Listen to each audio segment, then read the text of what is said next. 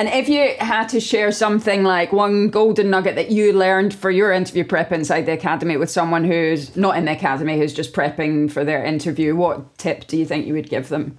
Well, apart from join the academy, the milestones stood out for me as something I could really kind of get on board with and follow, and kept me on track with everything, really. Often life gets in the way, doesn't it? But with this, I felt like there were enough reminders and enough things to keep me focused, like very specific tasks to do rather than general. That worked for me. And I had a document with all of the milestones written out. And I just went over the 4 weeks, the academy, I just went through and filled them out and kept that document close to hand at all times, really.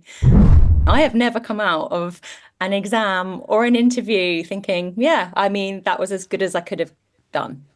And like, again, I was looking back at my text messages to my again, from my friends and family afterwards, and they all say, yeah, I gave it my best shot. Again, if someone gets it over me, then well done. I've done everything I can. So I kind of felt like I'd left it all there on the table. And if that's what they wanted, excellent, brilliant. But if it wasn't, then okay, I couldn't have done anything more.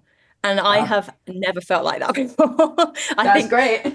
I don't know. I'm always like my own worst critic, but I actually felt like I'd done a good job.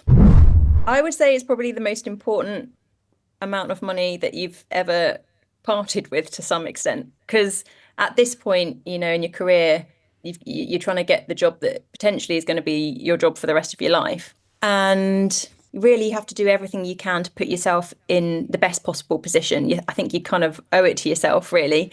And yes, it's a lot of money, but it's not in terms of, you know, your first consultant pay slip. And for me, I thought, yeah, well, it's an investment in myself. I think it was absolutely worth it. Certainly sat here now, all smug that I've got my job. I am more than happy to have parted with that money.